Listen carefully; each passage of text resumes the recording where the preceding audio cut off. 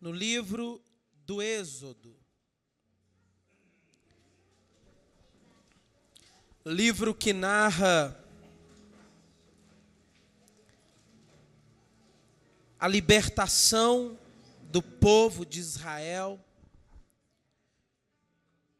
do jugo da escravidão no Egito. Naqueles dias, o Egito configurava a maior potência econômica e o povo judeu habitava naquelas terras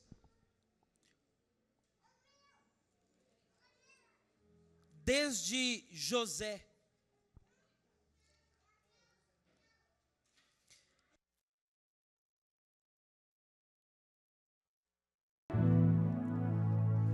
E à medida que os anos se passaram, os governos egípcios, os governantes, eles foram sendo alternados até que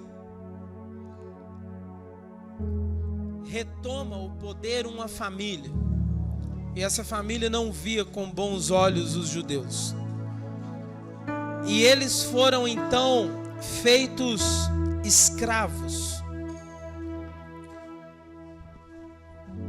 E sofreram naquela terra durante muitos anos como escravos.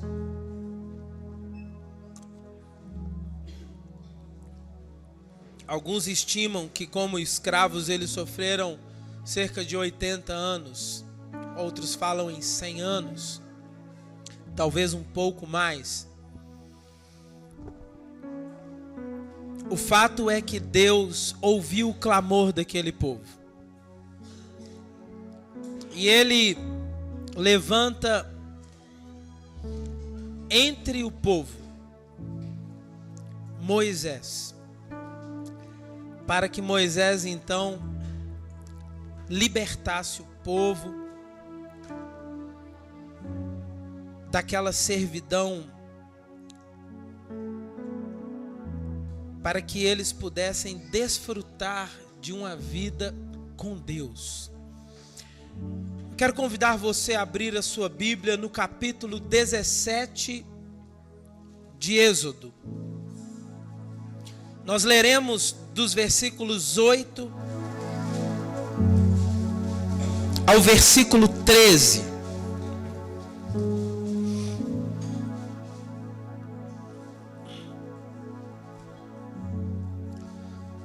E o texto sagrado diz assim: Então veio Amaleque e pelejou contra Israel em Refidim. Pelo que disse Moisés a Josué: Escolhe-nos homens e sai, e peleja contra Amaleque. Amanhã eu estarei no cume do outeiro, e a vara de Deus estará na minha mão. E fez Josué como Moisés lhe dissera, pelejando contra Amaleque. Mas Moisés, Arão e Ur subiram ao cume do outeiro. E acontecia que, quando Moisés levantava sua mão, Israel prevalecia. Mas quando ele abaixava a sua mão, Amaleque prevalecia. Porém as mãos de Moisés eram pesadas. Por isso tomaram uma pedra e a puseram debaixo dele para assentar-se sobre ela. E Arão e Ur sustentaram as suas mãos, um de um lado e outro do outro. Assim ficaram com suas mãos firmes até que o sol se pôs. E assim Josué desfez a Amaleque e a seu povo a fio de espada. Amém. Senhor Deus, eu quero te dar graças pela tua palavra, que é tão preciosa. Meu Deus, a minha vida, ela não seria se não fosse a tua palavra. E eu quero pedir ao Senhor nesta noite, fala aos nossos corações. Deus, quando o Senhor fala, mudanças acontecem, posicionamentos acontecem. A minha fala, que no máximo promove uma reflexão, mas quando a tua voz fala conosco, coisas maravilhosas acontecem na nossa vida. E essa é minha oração aqui com meus irmãos, que o Senhor fale aos nossos corações, para a glória do teu nome, no nome de Jesus. Amém. Irmãos, essa reflexão surgiu durante um diálogo entre eu e André, enquanto ele testemunhava uma experiência. E naquele momento mesmo ali, o Senhor ministrou algo de forma muito intensa em meu coração, e eu creio que isso abençoará a sua vida também aqui nessa noite. Amém? O texto que lemos, ele narra um episódio que possui em si mesmo grande profundidade. O povo havia saído do Egito. E eles saíram pelo caminho do deserto. Caminho que, por sinal, era conhecido por Moisés. E eles seguiram até a terra de Etã, que era a porta de entrada para o deserto. E ali eles acamparam para descansar. Então, Deus falou com eles e disse a eles o seguinte: Moisés, fala aos filhos de Israel que voltem e se acampem diante de Pi-Hairote, entre Migdol e o mar, diante de Baal-Zefon. Em frente dele assentareis o acampamento junto ao mar. Imagine a situação. Eles custaram, irmãos, a serem libertos. Faraó havia endurecido terrivelmente a mão sobre o povo e não os liberava de forma alguma. Foram necessárias as pragas. Pragas terríveis. Quando nós lemos, seguramente nós não conseguimos mensurar o horror daquelas pragas que assolaram o Egito. Foi um período triste, irmãos, um período sombrio. Mesmo os judeus que ali estavam, mesmo para eles, aquele tempo era um tempo onde não cabia celebração, porque foi muito terrível tudo o que aconteceu. Finalmente, Faraó os deixa aí. Quando eles saem, logo no primeiro momento da saída, eles saíram e caminharam durante o dia e acamparam para descansar. Talvez estavam se sentindo tão alegres naquele momento. Finalmente fomos libertos. Deus vai e fala a Moisés e diz: Moisés, fala para o povo voltar. E deu o endereço ainda. Endereço que fica nas terras do Egito. O Egito é o último país ao nordeste da África. E ele manda então com que o povo fosse para um lugar nada estratégico. Porque o lugar era acessível apenas por um caminho. E o povo obedeceu. Eu imagino quantos questionamentos Moisés deve ter ouvido. Você ficou louco, Moisés? Custamos a sair, aí você agora diz para a gente voltar? Eles saíram de onde estavam e assentaram um novo acampamento neste lugar.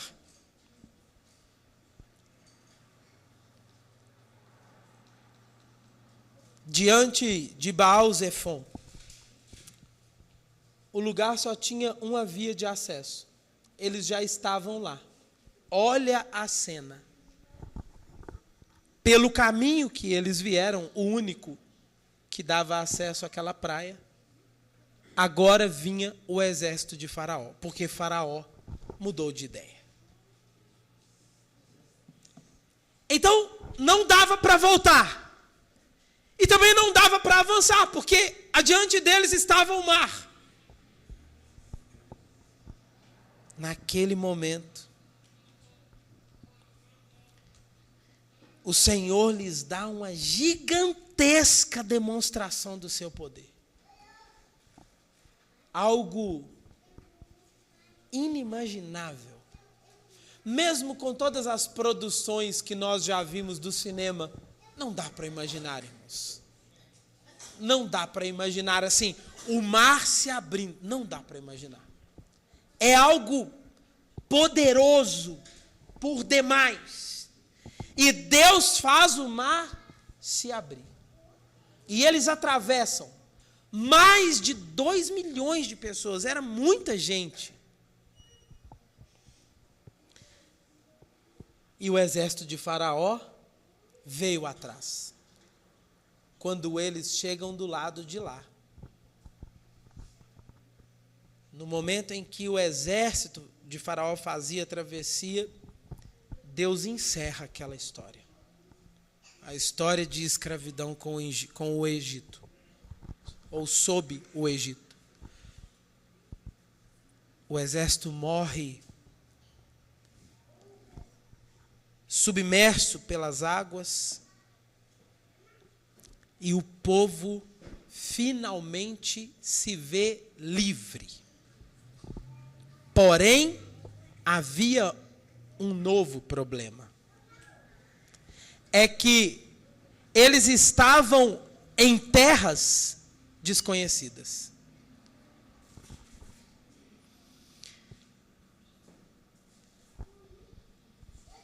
E eles não sabiam agora para onde ir. O outro caminho seria outro problema. Mas Moisés conhecia. Este caminho não se sabia para onde ir. E existe uma coisa tremenda implícita aqui nesse texto. É que agora este povo estava literalmente na direção do Senhor. Eu não vou falar disso nessa noite, mas eu quero te dizer uma coisa. Às vezes é necessário Deus nos colocar em situações muito ruins para que nós venhamos permitir que Ele assuma o controle da nossa vida. Tão cabeça dura que nós somos às vezes. Enfim, Israel havia se tornado naquele momento a primeira nação a ser de fato governada por Deus.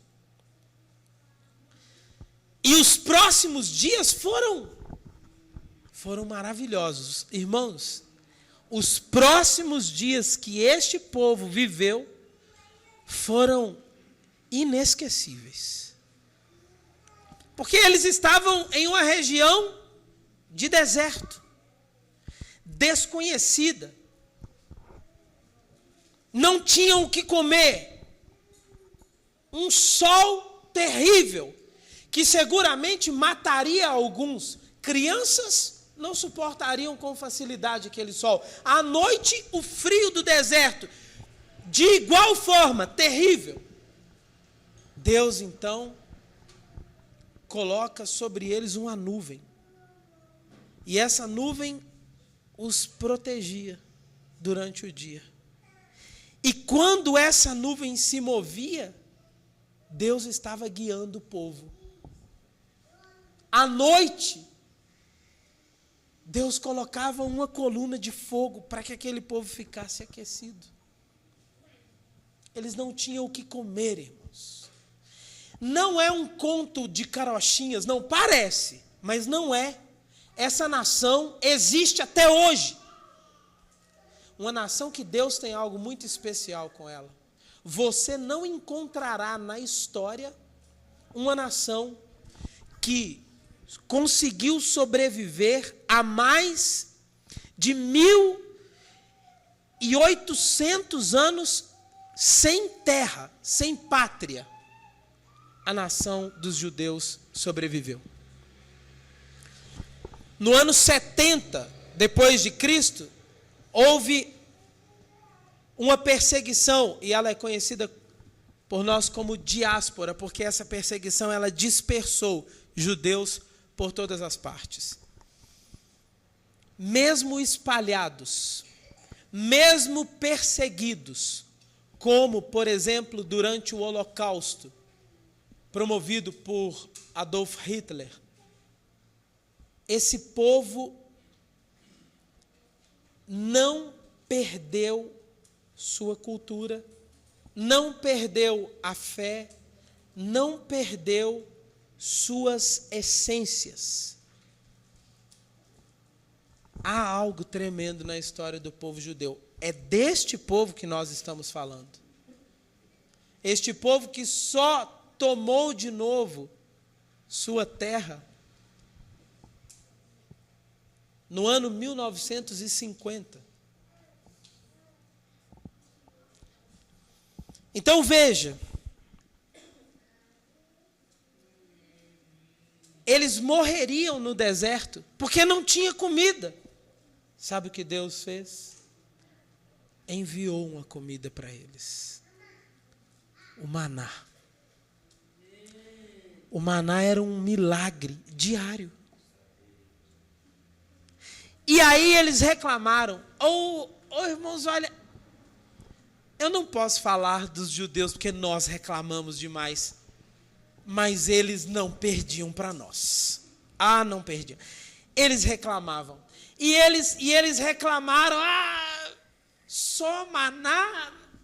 Nós já estamos enfarados de maná. Então Deus foi e enviou carne. Codornas voaram e caíram no acampamento dele. E eles colheram e comeram carne. E eles chegaram em um lugar que tinha água, mas a água era salgada. Então Deus mandou Moisés tocar com a vara na água, e a água salgada foi transformada em água doce, água potável, e eles beberam. Num outro momento, eles estavam com sede, também não tinha água. Deus falou para Moisés tocar na rocha, que sairia água da rocha, no deserto. Eles experimentaram coisas tremendas, sobrenaturais. Mesmo assim, esse povo murmurava.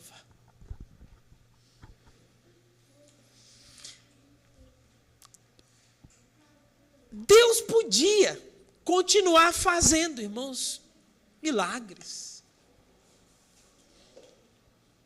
Ele tinha feito até ali. Por que não continuar fazendo? Aqui eu começo a tratar da questão central dessa reflexão. Preste atenção no que eu vou te dizer. Cuidado com os limites da bênção de Deus. Tenha cuidado. Cuide da bênção. Ela possui limites. E eu quero assegurar para você que não é bom sairmos do centro da vontade de Deus. Porque quando saímos, nós saímos debaixo do cuidado de Deus. A impressão que dá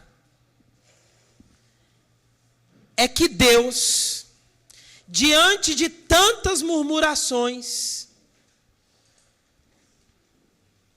tomou uma decisão. E a decisão dele foi mais ou menos assim: eu estou fazendo, está ruim, não é? Vocês estão reclamando.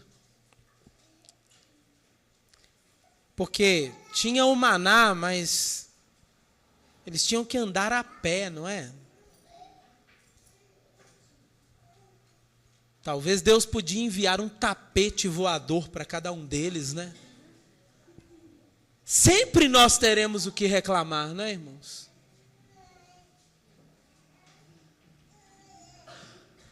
Não, eu tenho um carro, mas não é o carro que eu quero, não é?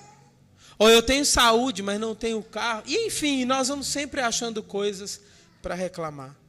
Então, a impressão que dá é que Deus disse: eu tenho abençoado, vocês estão reclamando, né?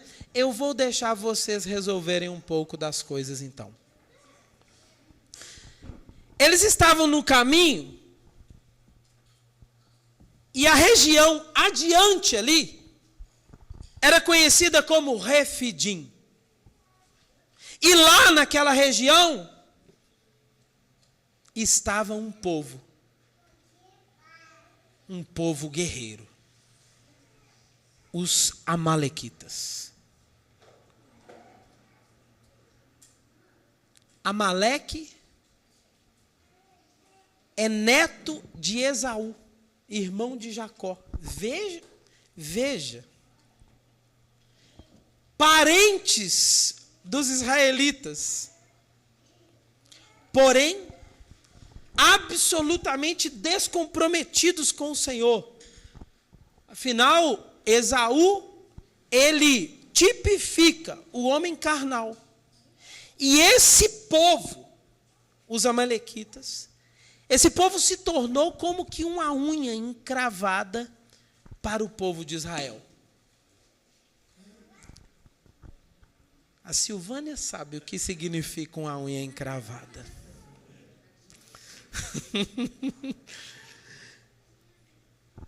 Pela primeira vez, os judeus teriam que guerrear.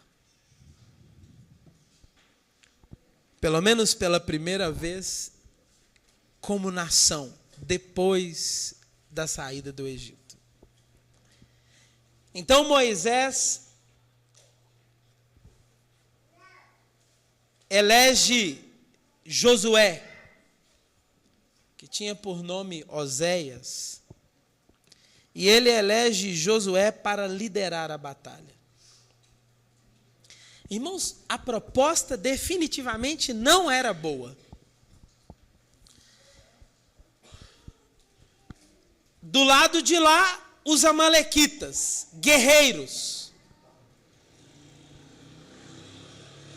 Do lado de cá, os judeus, escravos, que não haviam recebido nenhuma instrução para guerrear. Resultado óbvio: os judeus seriam aniquilados pelos amalequitas. Você coloca alguém que não sabe lutar contra alguém que sabe lutar, o resultado ele já está previsto. E é desse ponto que surge a única consideração que eu quero destacar aqui nessa reflexão. Moisés era o escolhido de Deus para conduzir o povo. E ele orienta o povo a guerrear, segundo a palavra de Deus. E enquanto o povo guerreasse, ele intercederia pelo povo. Então foram Moisés, Arão e Hur para o alto de um monte, um outeiro. E diz o texto que quando Moisés levantava a mão, o povo prevalecia. Mas quando ele abaixava a mão, Amaleque prevalecia. Talvez no primeiro momento Moisés nem havia entendido essa lógica, não é? Ele estava lá de cima orando, Senhor, abençoa ali o povo. Eles nunca lutaram não, Deus. Tem misericórdia. E Moisés estava lá orando, e é difícil ver, irmãos, imagina. A luta era corpo a corpo, não é? E aquela confusão. Mas aí, depois de um tempo orando, a pessoa vai se cansando de ficar com a mão erguida, né? Então ele dava um tempo na oração. E estavam os três, talvez ficavam até conversando. E aí voltavam a orar, a interceder, até que eles se deram conta de que quando a mão de Moisés estava levantada, o povo judeu ganhava.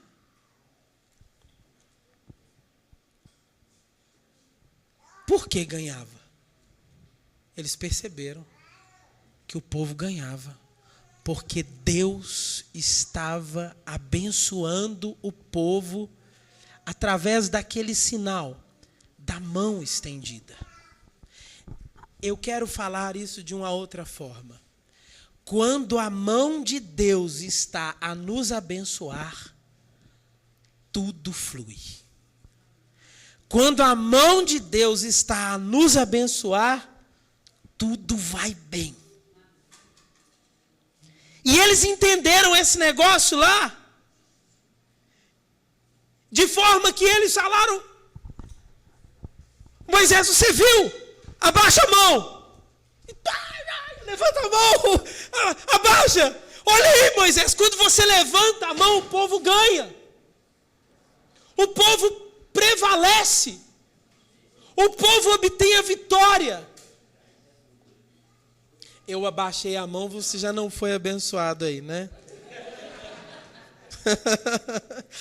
Então, levante a mão. Mas eu já não estou suportando mais.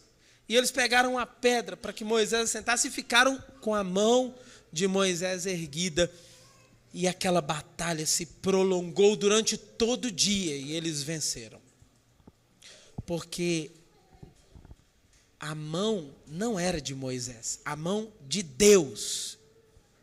Essa é a mensagem que Deus queria dar ao povo.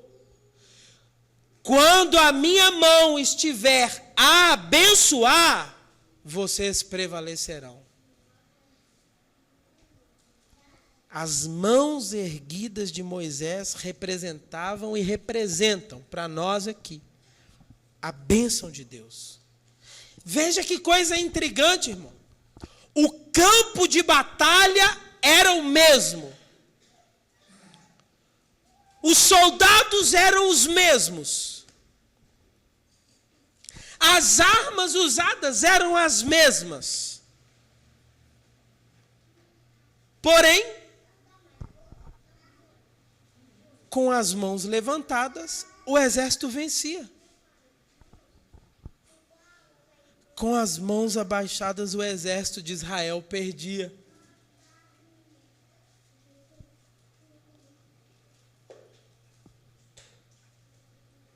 Havia uma reação no plano natural a partir de uma ação sobrenatural de Deus. A vitória do povo não estava na habilidade deles. Na habilidade deles independia a mão de Moisés. Mas quando Moisés levantava a mão com habilidade ou sem habilidade, eles prevaleciam. Escute. se a boa mão de Deus estiver estendida sobre nós, tudo flui.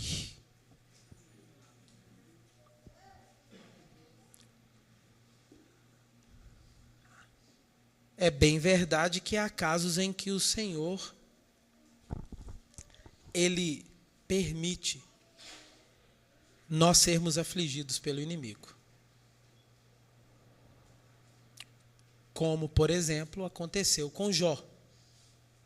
Mas isso não é uma regra. Sabe qual é mesmo a regra? Jesus disse, quando veio, e ele disse assim: eu vim para que vocês tenham vida, e vida em abundância. João 10:10. Deixa eu te dizer uma coisa. Na regra, Deus quer que nós sejamos felizes. Na regra, Deus quer que nós sejamos abençoados. Na regra, Deus quer que as coisas estejam fluindo bem na nossa vida.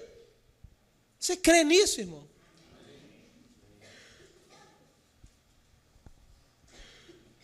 Se eu e você, como pais imperfeitos, só desejamos o melhor para os nossos filhos, imagine Deus. Então, por que tantas vezes nós não percebemos as coisas fluindo assim na nossa vida? Por que tantas vezes nós não percebemos a bênção do Senhor sobre nós?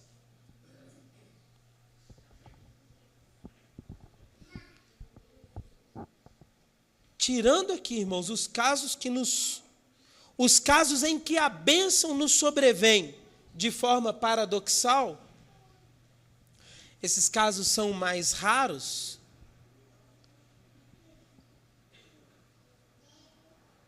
Em que Deus está no controle, contudo, por causa do equívoco da nossa percepção, nós entendemos que Ele não está cuidando de nós. Há casos assim, são casos raros, mas acontecem. Geralmente, nesses casos, o agir de Deus, ele destoa muito da nossa vontade. Posso te dar um exemplo?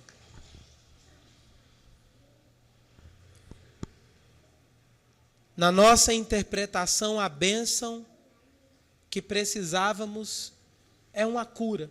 Então oramos. A Bíblia diz para orarmos. Mas o Senhor decide não curar. E digamos que a medicina também não tenha recursos para curar. É difícil entender isso como bênção de Deus. É difícil. E graças a Deus esses casos são raros. Eles não acontecem todos os dias na nossa vida. Pois bem, tirando esses casos, sabe por que nós não percebemos a bênção do Senhor sobre nós, irmãos? É porque nós mesmos promovemos o afastamento da bênção de Deus. Nós mesmos motivamos a Deus para que Ele retire a mão de bênção.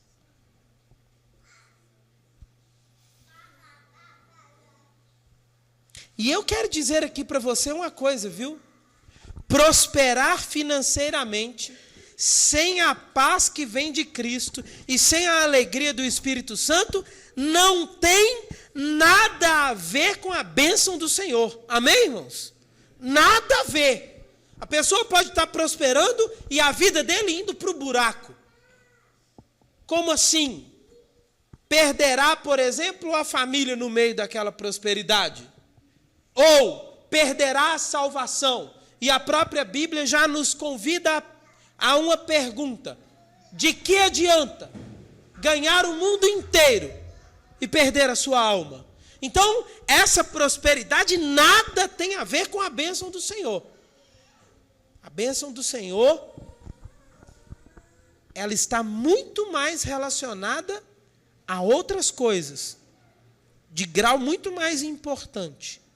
Agora, Se a pessoa prosperar financeiramente, desfrutando da paz que vem de Cristo e da alegria no Espírito Santo e das coisas do Senhor, nisso sim está a bênção de Deus. Mas não quer dizer que prosperar financeiramente ou deixar de prosperar financeiramente tem ou não a bênção de Deus.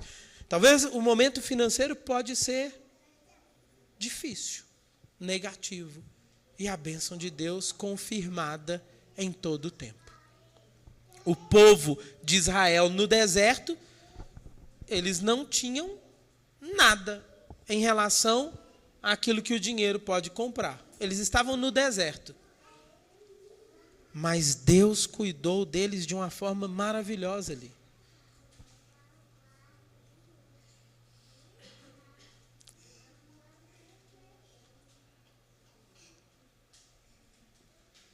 O detalhe que eu preciso chamar muito sua atenção aqui nessa noite é para perceber. Se você não tem visto a bênção de Deus sobre você, é por sua causa. É por causa das suas atitudes. Essa precisa ser a nossa reflexão aqui. A pastora Linda, ela viveu uma experiência muito marcante. Desde que ela se converteu, Deus abençoou de uma forma tremenda a vida dela. Ela sempre teve um salário pequeno, mas mesmo com aquele salário pequeno, Deus começou a prosperar tudo na vida de Linda. A relação de Linda com seus filhos não era boa. Com a família também não era boa no sentido especial de enxergar na pessoa dela uma referência. Deus começou a abençoar de uma forma tremenda. E restaurou a relação de Linda com suas filhas, com André, e fez com que Linda, na sua família, se tornasse um referencial, não é verdade? Um referencial. Deus, isso eu vejo fluir, nisso eu vejo a prosperidade de fato de Deus. E como não bastasse só isso, Deus também começou a abençoar a vida dela, numa perspectiva de multiplicar as coisas, porque ela, com tão pouca renda, é dona de um lar dos mais fartos que eu conheço. Então, sempre as pessoas estavam ali, comendo e comendo muito bem, na casa de Linda, recebendo amigos, irmãos da igreja, familiares. Tudo fluindo maravilhosamente bem. Então, certo dia, depois de haver feito uma macarronada bem incrementada, mas que não havia sido totalmente consumida, a Linda pegou a tal macarronada e foi jogar fora. Coisa que antes ela não poderia fazer. Mas ela foi jogar fora. E quando ela estava ali jogando uma comida boa, muito boa, quando ela estava ali jogando fora, o Senhor falou com ela. E disse para ela assim: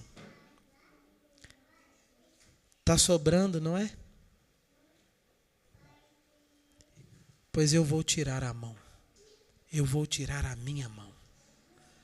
Ai, irmãos, não queira ouvir isso de Deus.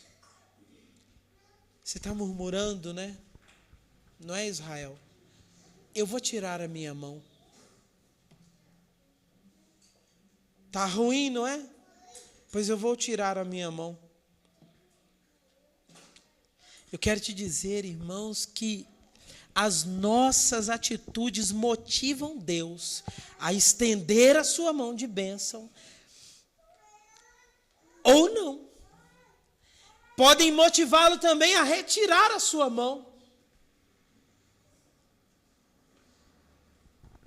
E aqui fica então a pergunta para nossa reflexão. Da nossa parte, o que faremos? Daremos razão para o Senhor manter sua boa mão a nos abençoar?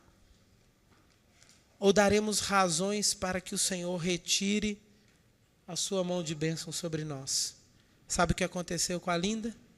No próximo mês, depois de anos de bênção, ela não teve o dinheiro para pagar as contas. Era o mesmo dinheiro, era a mesma realidade, era o mesmo campo de batalha, os mesmos adversários, as mesmas armas, mas o dinheiro faltou. Quando Moisés levantava sua mão, Israel prevalecia. Mas quando ele abaixava sua mão, quando a mão do Senhor não estava a abençoar, Amaleque prevalecia. Quando o Senhor ele estende a mão dele para nos abençoar, irmãos, tudo vai bem.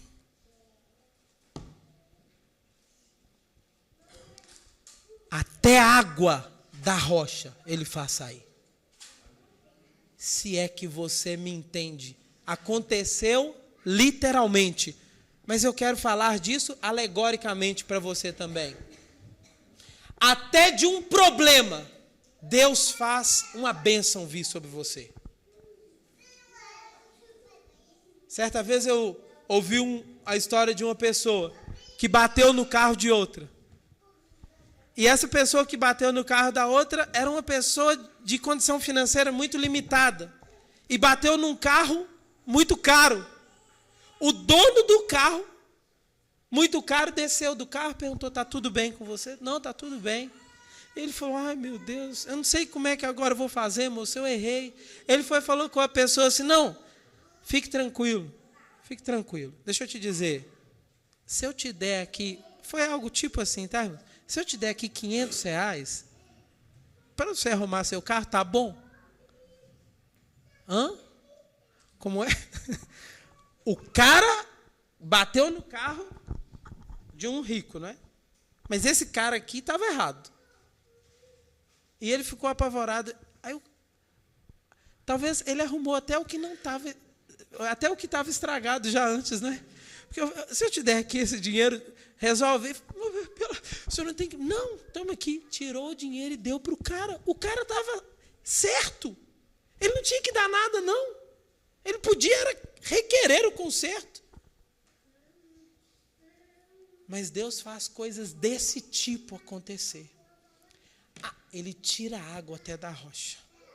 Aí, de repente, surge um problema dentro da sua casa. Deus pega aquele problema e fala assim, pronto, vou transformar isso aqui agora na bênção. Vou consertar tudo a partir desse problema. Sabe o que é isso? É a mesma casa, as mesmas pessoas, o mesmo cenário, mas com a mão de Deus abençoando. Tira a mão. A mesma casa, o mesmo cenário, as mesmas pessoas, vira um inferno. Amaleque prevalece.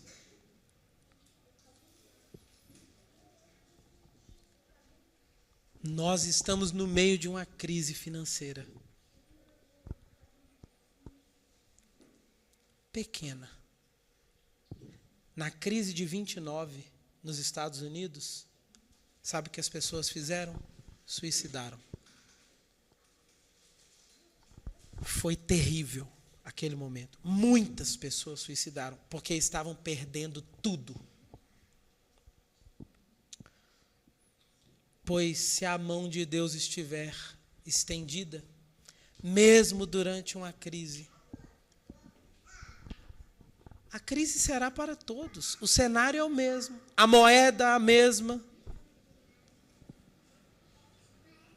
Inclusive, há pessoas que, no meio da crise, contam até bênçãos mesmo, de estarem prosperando.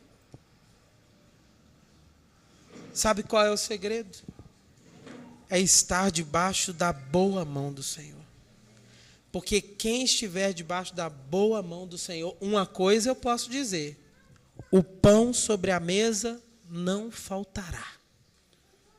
Porque Deus levanta. Irmãos, eu já estive em momentos, não era o país em crise, e não ter a comida, e chegar alguém, estacionar um carro, nos chamar, dizer assim, trouxe umas coisas para vocês. E vem sacola, e entra sacola, e vem mais sacola, e vem mais. Nem eu nunca fiz uma compra dessas, né? E trouxe uma compra abençoadíssima para a nossa casa.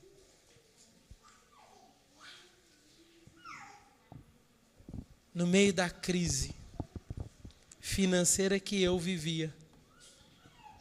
Sabe o que aconteceu no meio dessa crise? Era para o meu casamento viver os piores dias. Porque eu seria injusto em dizer algo que eu ia falar que é comum mulheres reclamarem, mas não, né, irmão? Mulheres não reclamam, né? Assim, não, os homens sabem disso. Mulheres não reclamam. Na dificuldade, então, ora, Irmãos, a Shirley poderia me colocar abaixo de 0, porque o 0 eu já estava nele, né? No meio daquela situação tão dura que nós vivemos, de eu não ter dinheiro para pagar um transporte público, para ir de ônibus, para a igreja, viu? E a gente ia a pé, a Wendy pequenininha, recém-nascida, num carrinho de bebê, e a gente andava uma distância considerável, era uma distância longa, até chegar lá na casa de oração da igreja, numa avenida que o passeio, o demônio tinha ido lá estragado, então não dava para andar no carrinho, na calçada com o carrinho de bebê. Então, a gente tinha que ir pela pista mesmo, no asfalto. Pense numa caminhada marcada pela oração. E a oração era só o sangue de Jesus. Senhor, nos livre. Todo carro que passava parecia que ele ia arrastar a mim e ao Wendy e o carrinho de bebê e tudo junto. Pois nesse tempo aí, que nós tínhamos uma casa muito engraçada, não tinha teto, não tinha nada, como diz aquela música, né? Eu acho que eu conseguia cantar isso às vezes, vocês acreditam? Morando, não tinha mesa, né? Foi quando eu aprendi a comer assim, assentado ao redor da mesa. Só que lá em casa não tinha mesa. Eu aprendi isso exatamente nesse momento. Queria me assentar assim à mesa, mas não tinha mesa. Pois é, nesse momento, a Shirley, olha, não foi um mês não, irmãos, foram anos. Nestes anos, a Shirley não abriu a boca nem uma vez para reclamar. Nenhuma vez.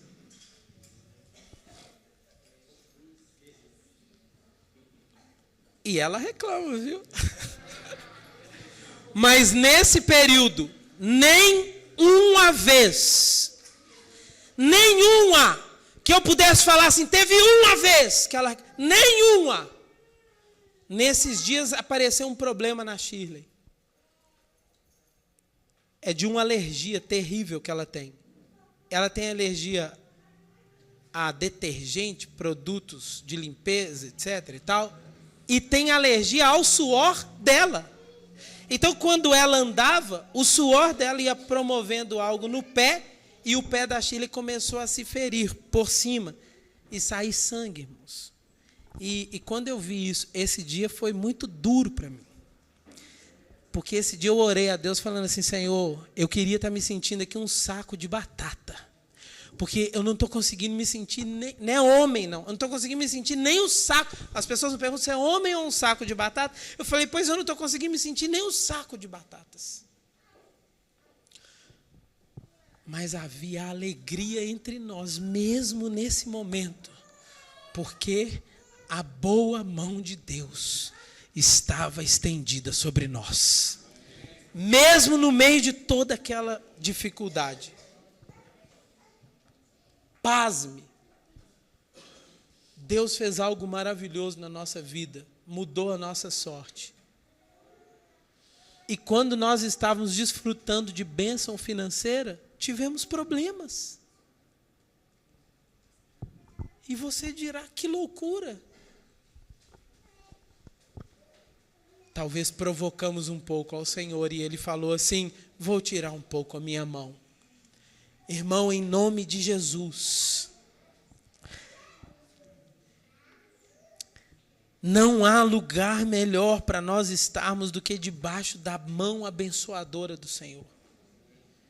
Por isso eu quero finalizar aqui essa mensagem pedindo ao Senhor que Ele nos dê a graça de nós permanecermos na condição necessária para que a boa mão dEle esteja sempre estendida sobre nós. Depende de mim, de você. Deus, por que as coisas não estão indo bem? Ele mesmo vai falar no seu coração hoje, é por sua causa. Não estão indo bem, é por sua causa. É porque você não tem desejado a bênção. Há um salmo que diz, não amou a bênção, que ela se aparte. Desejou a maldição, que ela lhe sobrevenha. Queira a bênção do Senhor.